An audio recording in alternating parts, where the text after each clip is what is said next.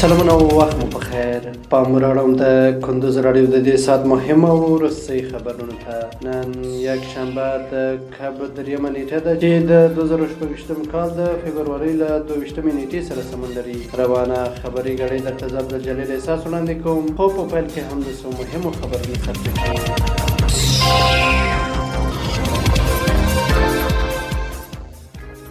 په کندوز کې د 45 میلیارد افغانیو په ارزښت استوګنیز ښارګوټی جوړیږي.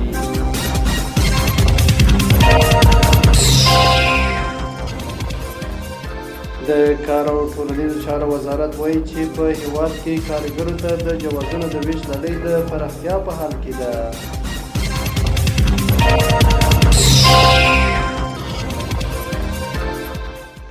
خوست کې د اوږدمهاله قبایلي شخړو حل او د روغې جوړې هوکړه.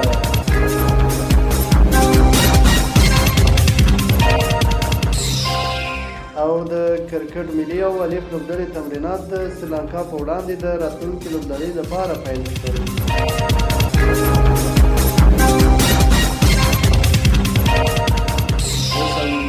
خبرونه په کندوز کې د 45 میلیارد افغانیو په ارزښت استوګنیز ښارګوټی جوړیږي. په کندوز ولایت کې د سپینزر اماراتي شرکت له لوري په 150 جریبه ځمکه د یوې لوی استوګنیزې ښارګوټي د جوړېدو چارې پیل کیږي. د اماراتي شرکتونو لوی ریاست نن په ایکس پاڼه کې ویلي چې د دې پروژې چارې به د کور او ښار جوړولو وزارت د منظورۍ او د اداري پړاوونو بشپړېدو وروسته ډېر ژر عملي شي. دغه ښارګوټی له نړیوالو معیارونو سره سم طرحه شوی او په بشپړېدو سره به د شمال ختیځ زون د مرکزي سیمې کندوز څېړنه وکړي. همدارنګه د ښارګوټي په جوړېدو سره به ځایي اوسېدونکو ته ګڼ شمېر سوداګریز، استوګنیز او اقتصادي اسانتیاوې رامنځته شي.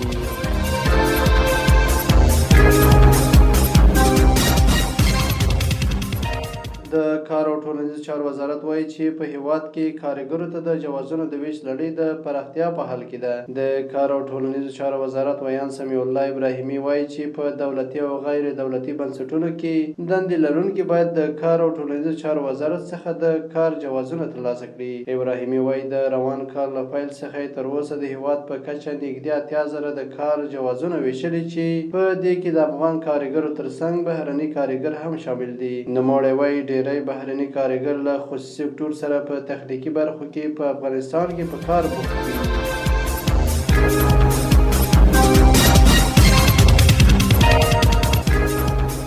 په خوست کې د اوږدمهاله قبایلي شخړو حل او د روغې جوړې هوکړه. د سرحدونو، قومونو او قبایلو چارو وزارت وایي چې په خوست ولایت کې د سیمه ییزو مسؤلینو، دیني عالمانو او قومي مخورو په منځګړیتوب دوه اوږدمهاله دښمنۍ پای ته ورسېدې. دغه وزارت په وینا یادو شخړو ښکېلو لورو ته ځاني او مالي زیانونه اړولي وو، خو د جرګې له پرېکړې وروسته دواړو خواوو د روغې جوړې هوکړه ومنله. همداراز د باک ولسوالۍ هغه 10 کلنه مرګونې شخړه هم حل شوې چې د څلورو قومونو ترمنځ روانه وه او 2 کسان پکې وژل شوي وو.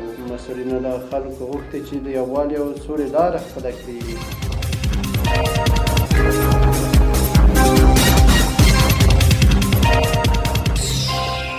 او وروستۍ خبره ده چې د کرکټ ملي او الف لوبډلې تمرینات د سریلانکا پر وړاندې د راتلونکي لوبلړۍ لپاره پیل کړل. د افغانستان کرکټ بورډ ویلي چې د کرکټ ملي لوبډلې او الف لوبډلې یو شمېر لوبغاړي د سریلانکا په وړاندې د راتلونکي 20 ورځې او 500 ورځې لوبلړۍ لپاره په خوست کې تمرینات پیل کړي دي. کرکټ بورډ ویلي چې د تمریناتو کم په رحمت ولي مسرور کرکټ لوبغالي او اکاډمۍ کې پیل شوي چې نږدې یو اونۍ پورې به دوام وکړي. د کرکټ بورډ د معلوماتو له مخې په راتلونکي مارچ میاشت کې به په متحده عربي اماراتو کې د سریلانکا په کوربه‌توب لاندې رسمي لوبلړۍ ترسره شي.